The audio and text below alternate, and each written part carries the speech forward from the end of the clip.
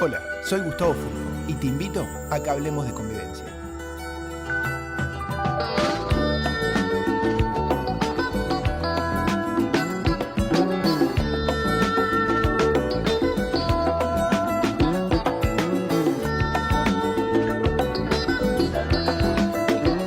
Tardes, bienvenidos, hola a todos los que están del otro lado por BCN Radio, la radio de la multiplataforma, ya podríamos decir, de la Biblioteca del Congreso de la Nación.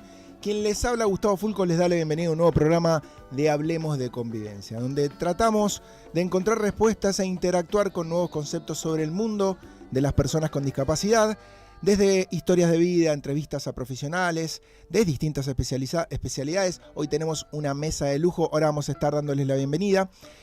Nuevos desarrollos tecnológicos y hablaremos también sobre las nuevas perspectivas conceptuales que vienen a proponer cambios en lo que ya está establecido en esta dinámica. Una propuesta en la cual tu participación es fundamental para construir comunidad y poder corresponder a las preguntas que ustedes del otro lado se hacen.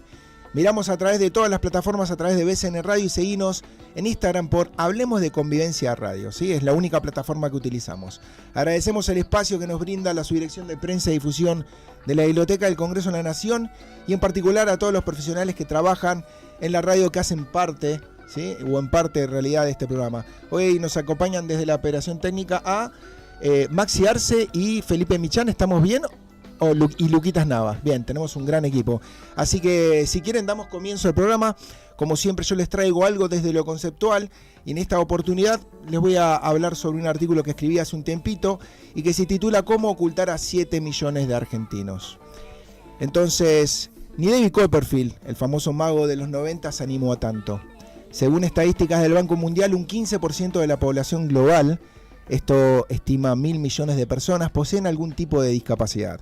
Un porcentaje que transforma a las personas con discapacidad en un tema trascendental en la discusión política, social y salubridad de todas las naciones. En Argentina, en lo particular, según el Instituto Nacional de Estadísticas y Censos, el INDEC, en un estudio realizado en el año 2018, entre paréntesis el último realizado, hay 3.572.000 personas aproximadamente de 6 años o más que tienen algún tipo de discapacidad, cifra que evidentemente no coincide con estimaciones privadas o de entidades internacionales que cuestionan los abordajes de consultas generando alarmas en los ámbitos profesionales, ya que de estas mediciones oficiales posiblemente se desprenden estrategias de acción social y asistencia gubernamental. Organismos internacionales como la Organización Mundial de la Salud y el Banco Mundial consideran, según sus mediciones, que un 15% de la población argentina contempla algún tipo de discapacidad, lo que alcanzaría actualmente de un total de 46 millones de habitantes que arrojó el último censo, un promedio de 6.9 millones de personas con discapacidad en nuestro país. El dato llamativo es que se desprende de estas estadísticas, es que según el propio INDEC, en su último relevamiento en 2018, 6 de cada 10 personas con discapacidad no poseen el CUD, que es el Certificado Único de Discapacidad a nivel nacional. Por consecuencia, 6 de cada 10 no acceden a ningún tipo de beneficio ni prestación. En el último censo nacional, en el 2022, el foco de consultas sobre discapacidad no fue inclusivo, sin ninguna duda, refiriéndose a las personas con discapacidad como personas con dificultad o limitación. Términos poco felices en mi apreciación que, lejos de generar una mayor comodidad desde la terminología, sesgan sobre las capacidades y posibilidades diferenciales, personales y de contexto. La explicación desde el INDEC sobre la utilización de estos términos en el censo está contemplada en la búsqueda de un porcentaje sobre un universo total de habitantes y no se utiliza la palabra discapacidad por considerarse que ésta tiene diversos significados que solo pueden contemplar aquellos que poseen el CUD. Lo llamativo en este primer punto es que el CUD, ¿sí? Algo que se creó en el 2001, fue, valga la redundancia, una creación para unificar los derechos y ahora para el INDEC genera sesgo. En segundo lugar, realmente alarmante es que se haya esperado 12 años para preguntar absolutamente nada determinante sobre discapacidad y solo se buscara identificar dificultades y limitaciones, para que posteriormente la Agencia Nacional de Discapacidad, la ANDI, realice otro estudio más específico. Evidentemente, para Nación o algunos grandes pensadores nacionales, la discapacidad puede esperar. Si según estadísticas del propio organismo nacional de censos determina que 1 de cada 10 personas de 6 años o más tiene dificultad, ¿cómo es que no se considera trascendental en el armado de la consulta nacional, sabiéndose que hace mucho tiempo, y hablábamos de 12 años, dejó de ser un grupo minoritario de habitantes, conclusión no determinante para el accionar del Estado, y que estos tienen los mismos derechos que cualquier otro argentino? La real dificultad que tenemos como sociedad es la falta de educación, a mi forma de verlo, y de concientización sobre la temática en discapacidad, posicionando estas acciones en tratar de solucionar las falencias, y no hacemos hincapié en buscar implementaciones educativas que, desde los niveles iniciales hacia arriba, construyan una convivencia social enmarcada en la interacción de todos los actores convivientes. ¿Esto qué quiere decir? Contemplar las diferencias de forma natural. Este proyecto o esta proyección construida desde la incorporación educativa temprana brindará un marco que será la base a futuro de la integración de las personas con discapacidad a una sociedad evolucionada sin barreras. En cuanto a las limitaciones anteriormente mencionadas, en el Estado, quien debe cumplir sus propias legislaciones y contemplar las actualizaciones necesarias hacia todo el entorno de las personas con discapacidad, generando así un primer paso hacia la integración social y permitiendo alcanzar una calidad de vida superadora, construyendo una sociedad sin discriminación, donde todos los argentinos tienen los mismos derechos de acceder al estudio, la salud y desarrollarse en libertad de elección. La invisibilización, que es un tema para mí trascendental en esta problemática, es la herramienta más utilizada por las sociedades para esconder bajo la alfombra la falencia sobre esta temática que nos atraviesa a todos, en algún momento de nuestras vidas, sin ninguna duda. Es importante o imperante la implementación de acciones que construyan una convivencia autónoma y proporcionen una igualdad de acceso mediante todas las herramientas y adaptaciones vinculadas o vinculantes necesarias para cada caso. El construir espacios universalmente accesibles, educar en todos los niveles y hacer respetar las leyes vigentes proporcionará un entorno de igualdad, generando entornos para todos sin mediación obligada, de no ser requerida o necesaria, despojándonos de esta sensación de asistencialismo, por ende, sin discriminación.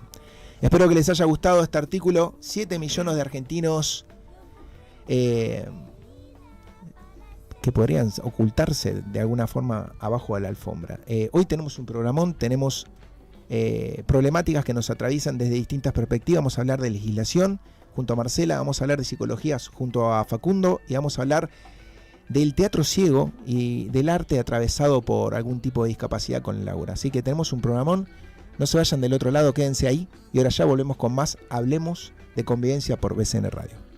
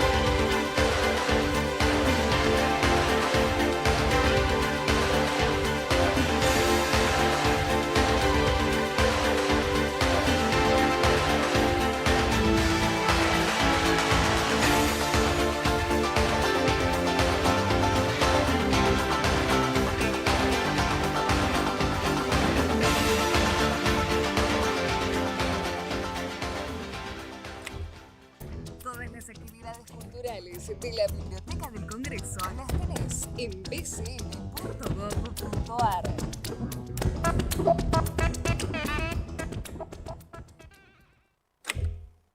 Todas las actividades culturales de la Biblioteca del Congreso las tenés en bcn.gov.ar.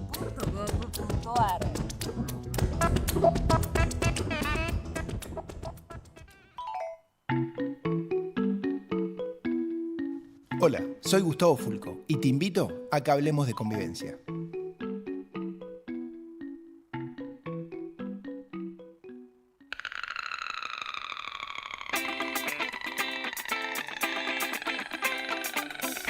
Con los ruidos.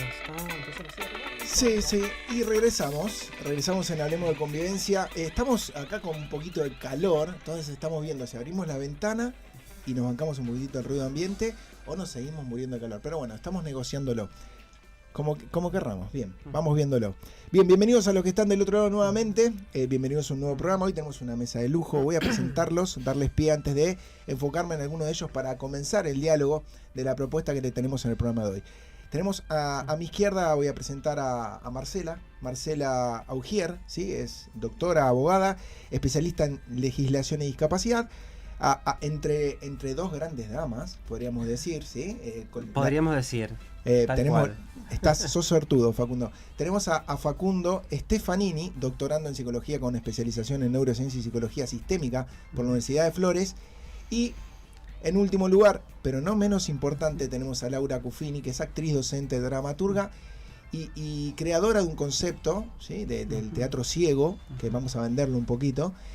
Y nos va a contar cómo fue esta creación, cómo es que surgió esta nueva dinámica de unificar el arte con una discapacidad y hacer vivir una experiencia nueva. Pero no nos vamos a adelantar y lo vamos a desarrollar más tarde. Y le damos ya así pie a Facundo. ¿Cómo te va? Gracias por venir. Muy bien, un placer estar acá. Buenísimo. Compartir esta temática que realmente interpela a todos los seres humanos. Totalmente. Aunque afecte a algunas personas, algunas, realmente es algo que tenemos que pensarlo, como vos recién dijiste, como una convivencia social.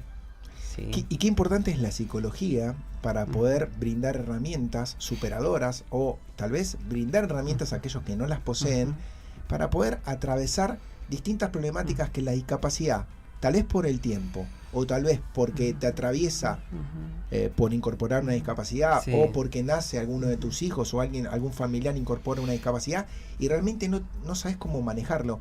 ¿Cómo entra la psicología en esta combinación como para brindar esas herramientas?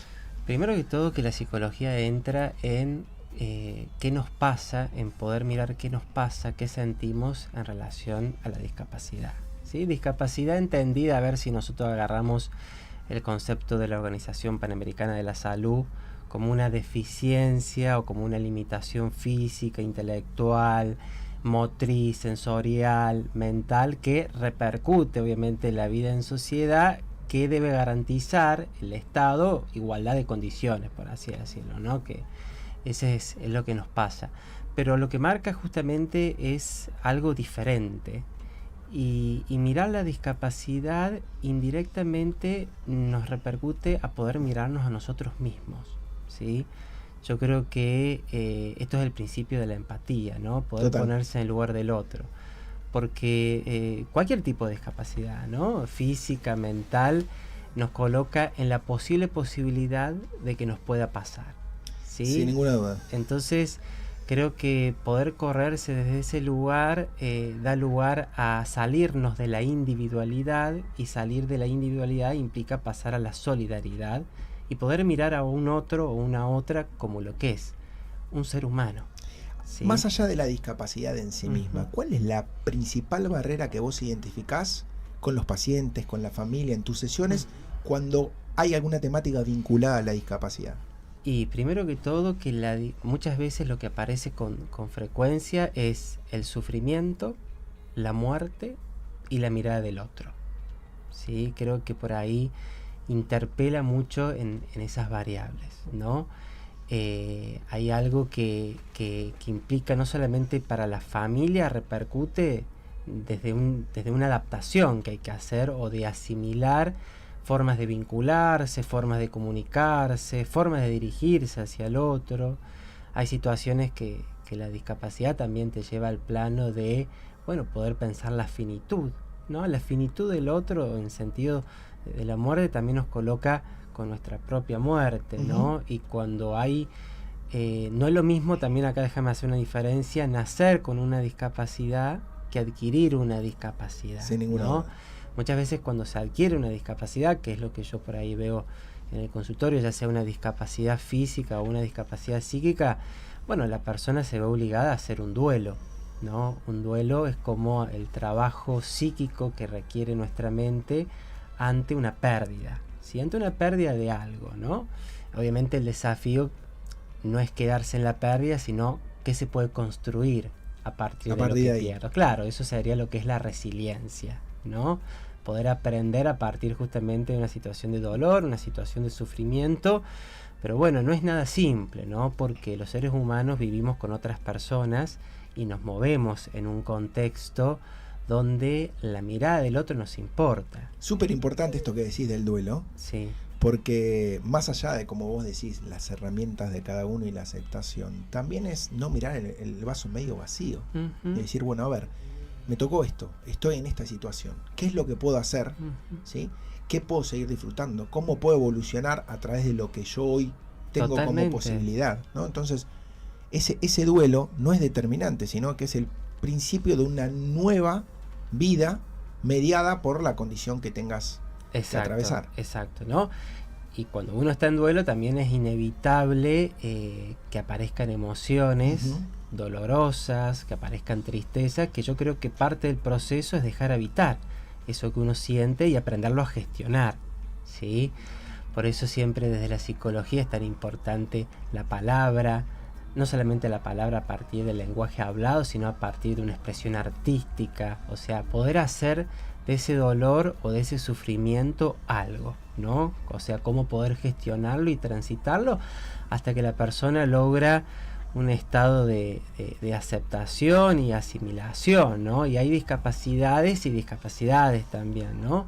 Que son mucho más aceptables, que la persona las puede incorporar, que no repercute tanto en la interacción con el otro, y hay otros tipos de discapacidades que requieren otro tipo de trabajo psíquico y que requiere también un trabajo social, ¿sí? Yo creo que esto es muy importante considerar el papel que tiene nuestro sistema, ¿sí?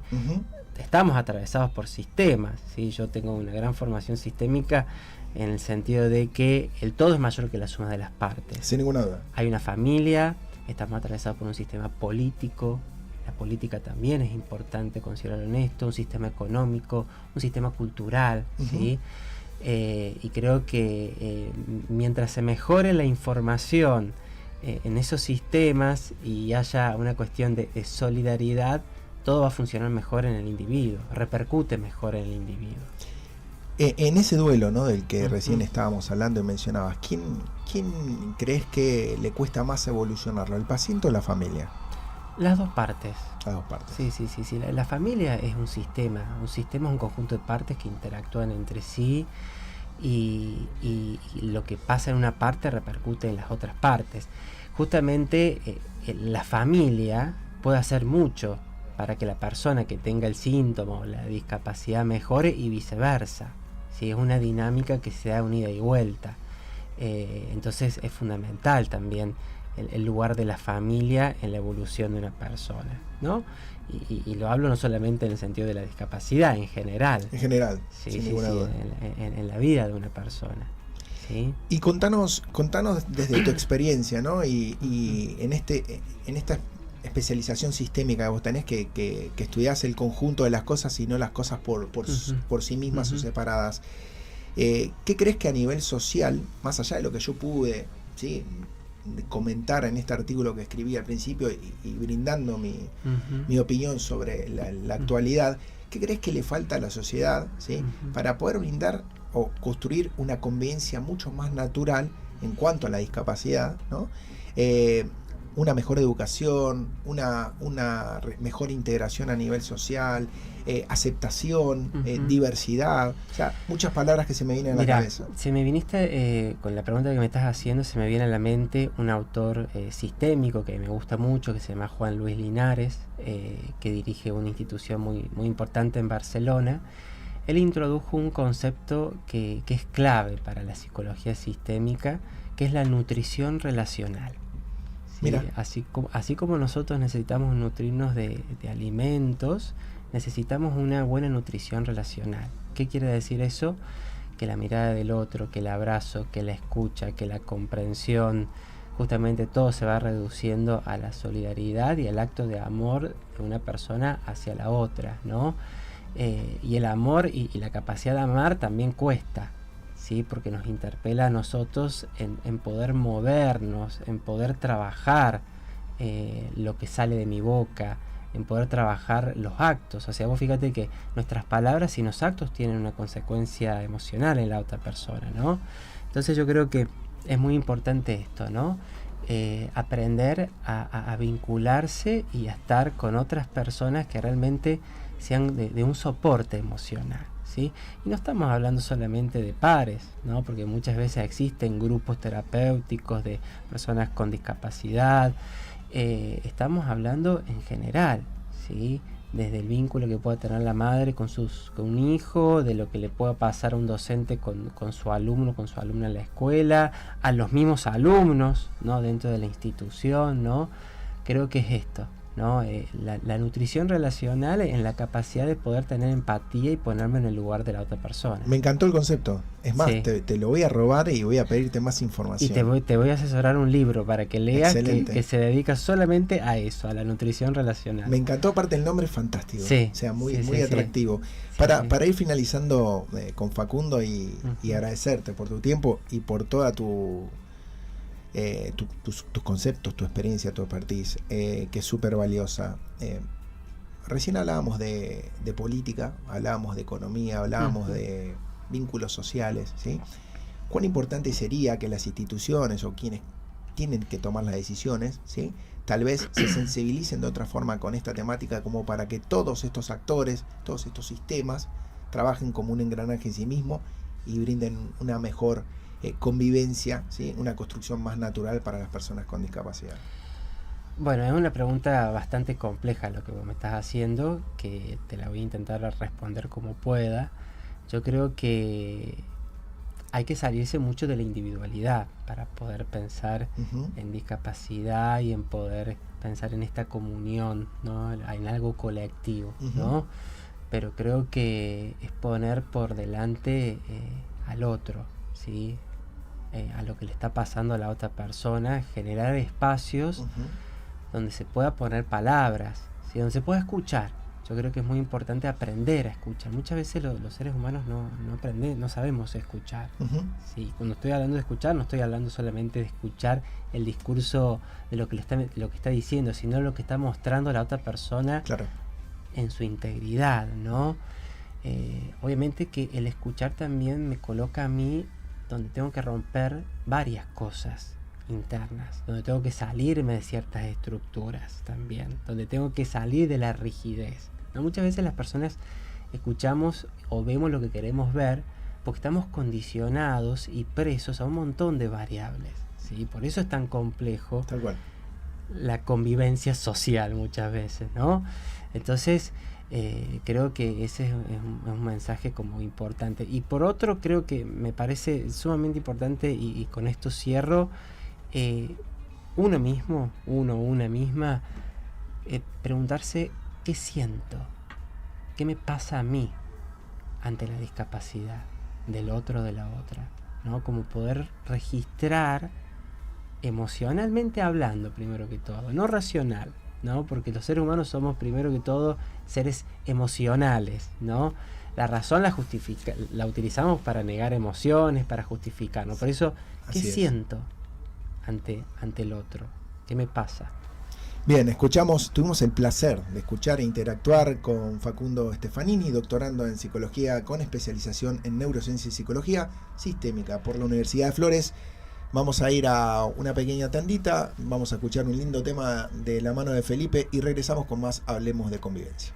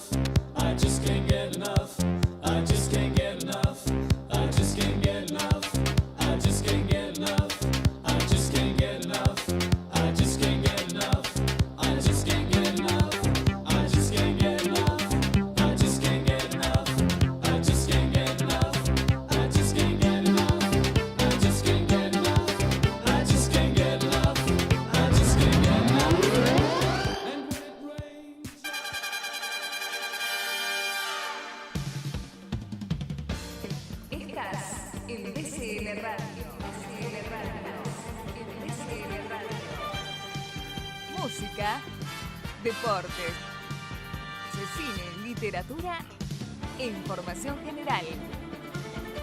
En BCN Radio.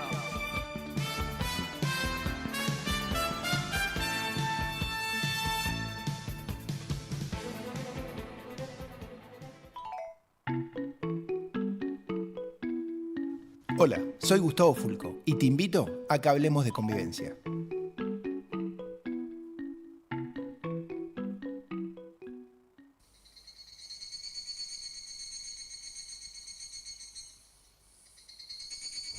Y continuamos con Hablemos de Convivencia en este segundo bloque. Recién disfrutamos a Facundo Stefanini y ahora tenemos el placer de poder hablar, en este caso, con una amiga, ¿sí? Marcela Ujier. Ella es abogada, doctora, con un largo tiempo ya en la temática de la vinculación de la legislación, en este caso con la discapacidad, compañera mía del doctorado de discapacidad de la Universidad Favaloro, una amiga que hoy nos va a comentar un poco sobre... Explícalo vos, Marce, ¿qué nos trajiste? Acércate al micrófono. Bueno, buenas tardes a todos.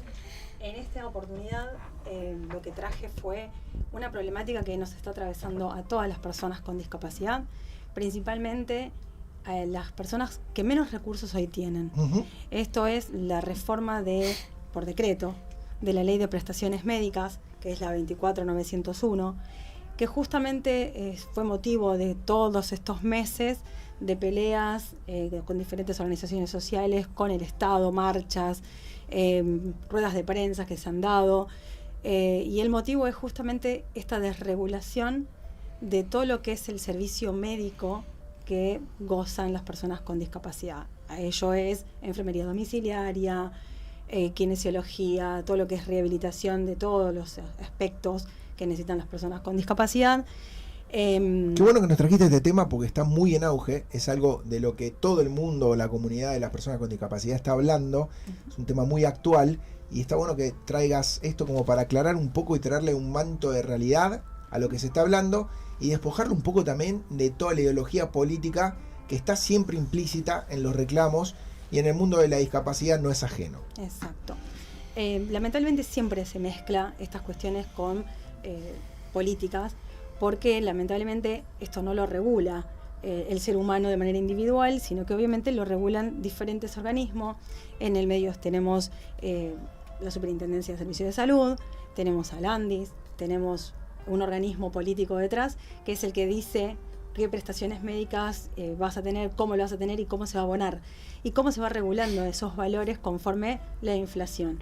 Que así se venía regulando durante un periodo de tiempo, después hubo un parate con los aumentos, después se retomó, se hicieron un montón de charlas, que tuve la suerte de participar de esas charlas con la nueva gestión de la ANDIS, que me pareció apropiado y atinado a mi criterio, mi humilde opinión, cómo se iba a implementar estas modalidades de los aumentos, y después más o menos quedó frenado y ahora se había retomado un aumento más, pero lamentablemente hoy tenemos la desgracia de haber conocido mediante una publicación un posible decreto que a partir del 1 de mayo revolucionó esta situación de las prestaciones médicas.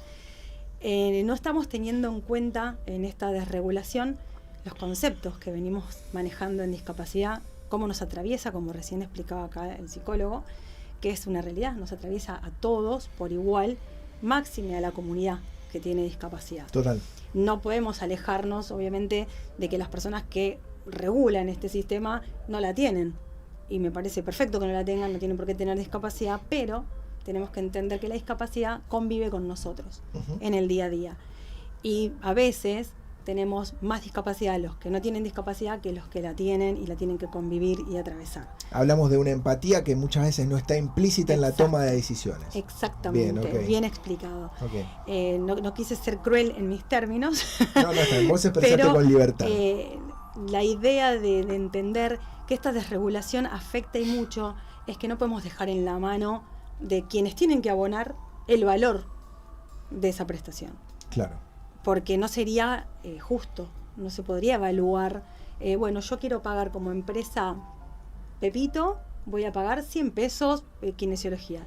¿Y quién va a venir a mi casa por 100 pesos? Nadie.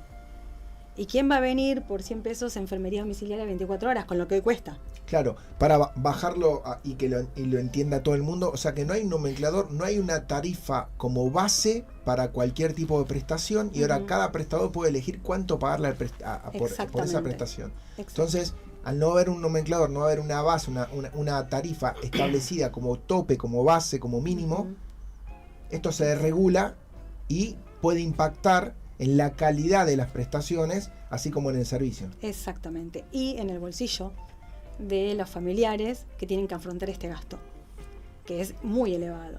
Más allá de que tengamos una obra social, que estemos pagando el mejor plan que te imagines, del prepago más alto que tengamos, no importa.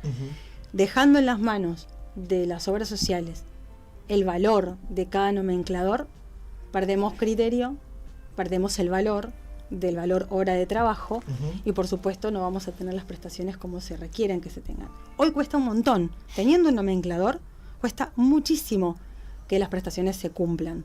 De hecho, tenés 20 millones de amparos por justamente las faltas de prestación médica. Las obras sociales no cumplen con enfermería, no cumplen con los insumos, no cumplen con una atención médica que tenemos como el PMO. Sí. O sea, lo básico. No cumplen con los tiempos. No cumplen, obviamente. No cumplen ni siquiera teniendo una medida cautelar. Okay. O sea, imagínate si desregulamos la ley de prestaciones médicas, lo que sería. Y desde tu experiencia o tu expertise, desde el lado legal, ¿sí? Te despojo de lo que vos pensás y te llevo al lado legal. ¿no? Y acá parezco Fantino diciendo, explicáselo como para que lo entienda la tía Chola. No, a ver, ¿por qué vos crees, como abogada, que tomaron esta decisión o intentan tomar esta decisión? ¿Sí? ¿Desde qué perspectiva lo están haciendo? Mira, no podría, desde lo legal no tiene un asidero. Okay. Esa es la realidad. Okay. Si te tengo que constar legalmente, te diría que es inconstitucional, que atraviesa y viola todos los derechos constitucionales que tenemos, todos los ciudadanos, no solamente las personas con discapacidad, también, por supuesto, con jerarquía constitucional, la Convención, todos los tratados internacionales con los que nuestro país firmó convenios y, por supuesto, tienen jerarquía constitucional. Desde ahí, todo lo que venga en contra de la persona con discapacidad, por supuesto, es violatorio de cualquier derecho y, por supuesto, se podría plantear una inconstitucionalidad, lo cual sería bastante largo de procesar porque esto es por decreto. Sabemos que el decreto no se va a discutir en una mesa. Ok, ¿y cómo vos pensás que puede terminar esta novela? Espero que quede ahí, en una novela de terror o un sueño, una pesadilla para todas las personas que cursamos discapacidad y que necesitamos de diferentes prestaciones médicas, que no se cumpla este decreto, que lo analicen, que lean las normativas que nuestro país firmó, que lean todas las comunicaciones que hizo y los consejos que dio la Convención en todos los comités que han armado. El último fue en el 2022, que es muy interesante que lo puedan leer todas las personas que toman estas decisiones y que pongan a la ley por sobre todo, no por encima de beneficios de pocos, porque son unos pocos los que se van a beneficiar porque son prestadores médicos. Y hay muchas más personas con discapacidad que prestadores médicos. Que en plata es muchísimo, por supuesto. Y es válido que defiendan su dinero, por supuesto. Pero todos pagamos una obra social y tenemos el derecho de tener la mejor calidad de salud porque así lo estipula la Convención para todas las personas con discapacidad. Gracias, Marcé. La verdad que trajiste un tema que estaba muy en auge y creo que brindaste un montón de respuestas a todos los que están del otro lado. La doctora Marcela Auguier, ¿sí? Especialista en legislación y discapacidad, una amiga que no va a ser la última vez que la traigamos al programa, ya se lo voy diciendo acá en público, ¿sí? Nos vamos a la segunda y última tanda, ¿sí? Y vamos a regresar ahora con más Hablemos de Convivencia y vamos a hablar con Laura Cuffini, que nos va a hablar sobre su creación, podríamos decir, el Teatro de Ciegos. No te lo pierdas, ya regresamos.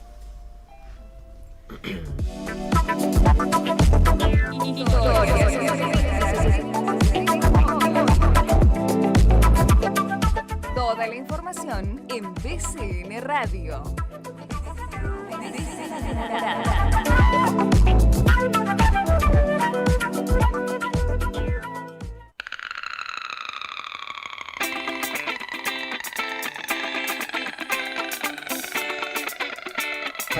Y continuamos con Hablemos de Convivencia. Si querés seguirnos en Instagram, nuestra única red social, Hablemos de Convivencia Radio, y si no, mi red social, @goodful, como me encontrás en todas las plataformas.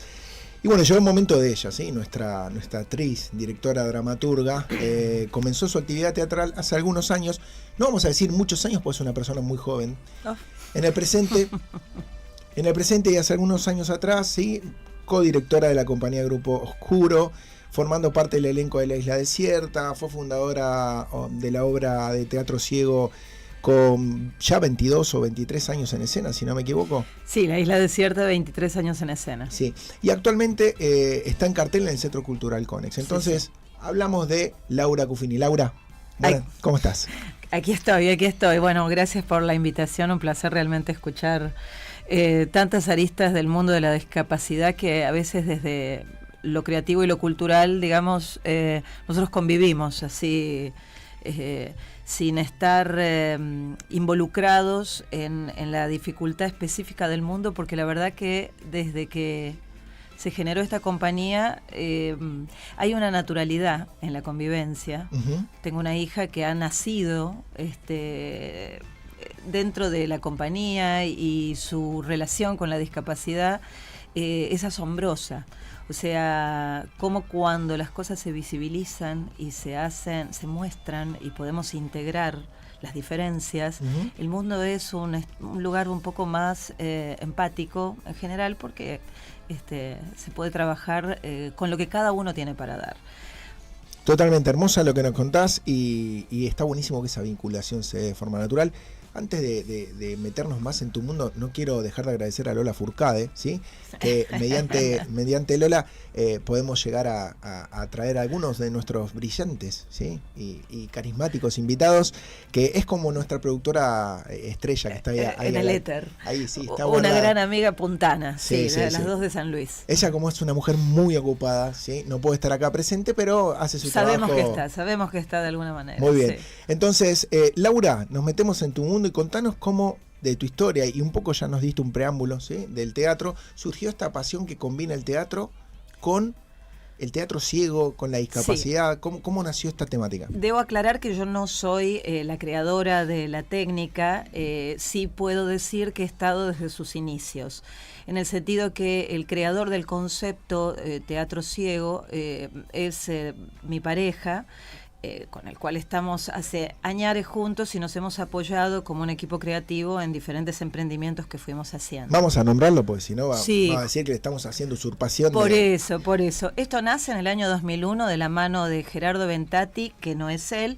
y José Menchaca, que sí es él, que es mi pareja.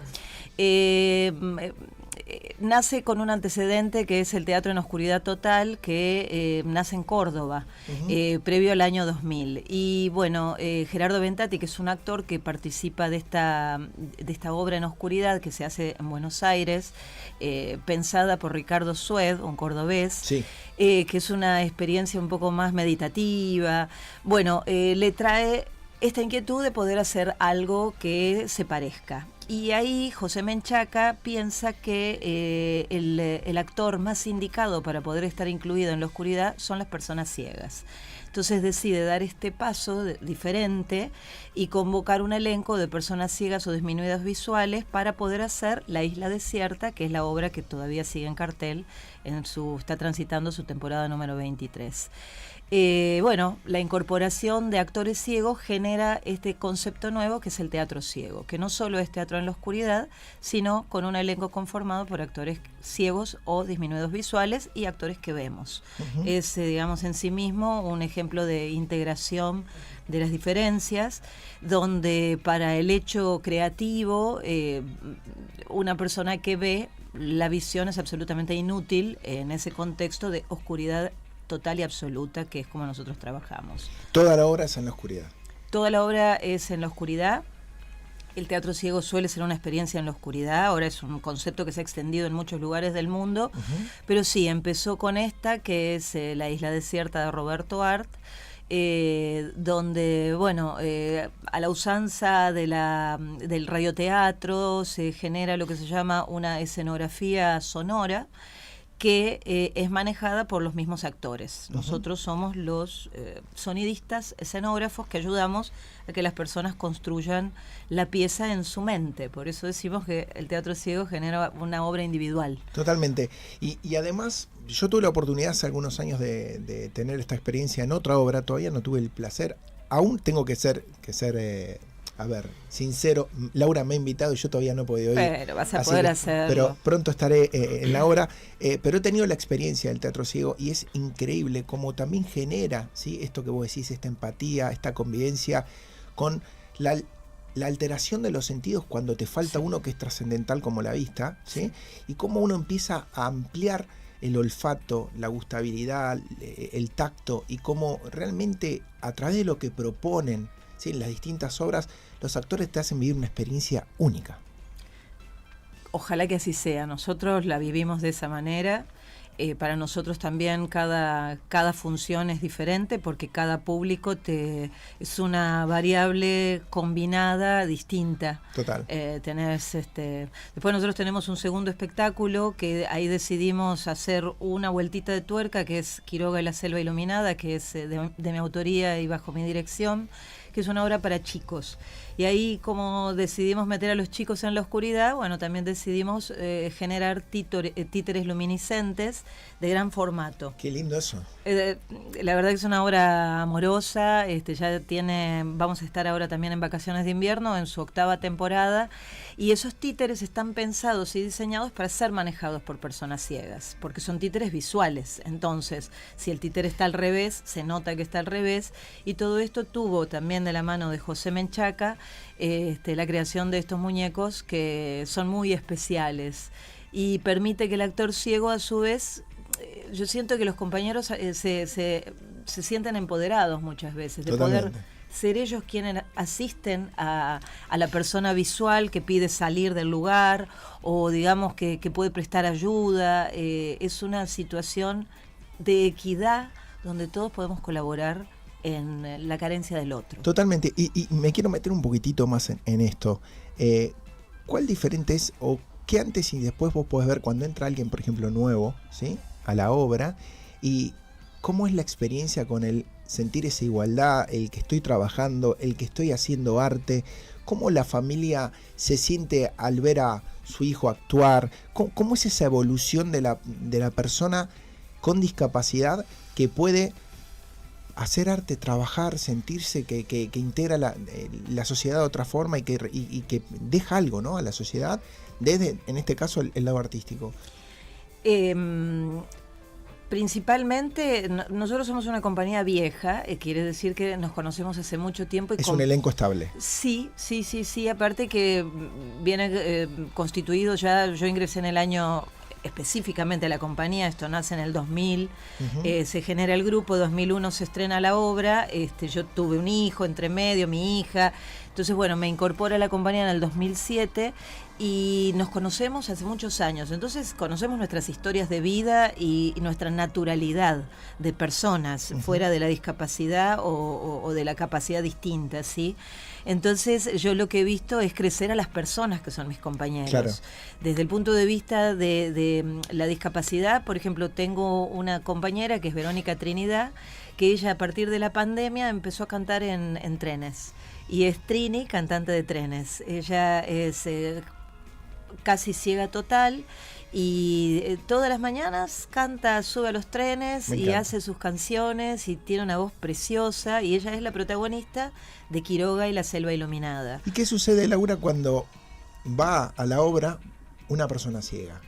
¿Qué devolución te hace o qué devolución pudiste escuchar en el paso de estos 23 años de cuál es la experiencia de una persona que es ciega igual teatro ciego? Creo que es más llamativa para la persona que no es ciega. La persona ciega lo que percibe es ese mundo igualitario donde podés escuchar el comentario de al lado, uy, no se ve nada, ¿cómo se hace para salir? Okay. Todo ese tipo de cosas donde el otro está en un estado de vulnerabilidad que vos como persona ciega de alguna manera lo tenés resuelto porque si sos vulnerable pedís ayuda. Total. Y si no, ya te la venís ingeniando porque bueno, tenés años sobre esta tierra, ¿verdad? Básicamente es en el elenco, en el sentido de que nosotros somos una cooperativa en partes iguales y todo lo que ingresa a nuestras arcas lo dividimos en partes iguales.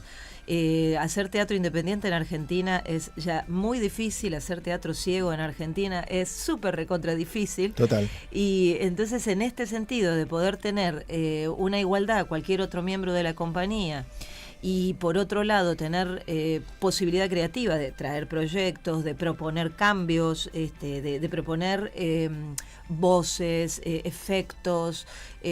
Muchas veces una persona ciega tiene decodificado más claramente qué es lo que se está sintiendo cuando vos probás un nuevo efecto, por ejemplo. Bueno, todo eso es fantástico porque los pone en un lugar de creatividad y de ser artistas, que me parece que estar relacionado solo con lo que me falta es no apreciar lo que tengo, que es el arte, la posibilidad creativa, ¿viste? Y no importa que te falte una pierna, la mirada, el oído, podés crear como persona, algo vas a poder crear. Y es muy liberador darte cuenta que podés ser ingeniero de tu propia destino, ¿viste? Me encanta el mensaje que das y con este mensaje quiero que nos vayamos y cerremos el programa. Laura, contanos en dónde pueden ir a ver la obra. Bien, la Isla Desierta va a estar todos los viernes, comenzando este 31 hasta agosto en Ciudad Cultural Conex a las 20:15 y a las 22 horas. ¿Y esta obra de títeres luminiscentes, dónde va a estar? Va a estar también en Ciudad Cultural Conex. En vacaciones de invierno empezamos el sábado 13 y bueno, ahí arrancamos temporada con los niños, que es algo realmente muy divertido. Laura, muchísimas gracias. No, gracias sí, a vos. me encantó tenerte en el programa. Facundo, decinos tus redes sociales, ¿a dónde Mis te redes pueden sociales ubicar? Me pueden ubicar en Psicoterapia FS, así como suena, @Psicoterapia FS. ¿En Instagram? En Instagram. Muy en bien. Instagram me pueden ubicar ahí. Muy bien, recomiendo que se traten con Facundo, que la tiene muy clara. Marce, amiga, redes sociales para que la gente te haga preguntas sobre la problemática en legislación. Bueno, no es nada que ver con mi nombre, se llama Brendu Augier, porque me lo hizo mi hija. Tenés un nick artístico. Ponele. No tenía sí. esa beta tuya. No, bueno, es la parte oculta de mi persona. Está muy bien. Bueno, Brendu Augier. bien, @Brendu Augier en Instagram. En Instagram. Muy bien. Y por mi lado, Gustavo Fulco, les agradezco por estar de un nuevo programa de Hablemos de Convivencia.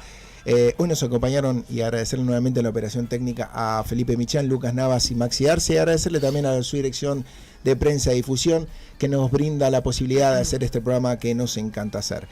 Próximo programa dentro de 15 días, como siempre, para que hablemos de convivencia acá por BCN Radio, la radio de la Biblioteca del Congreso de la Nación. Chau.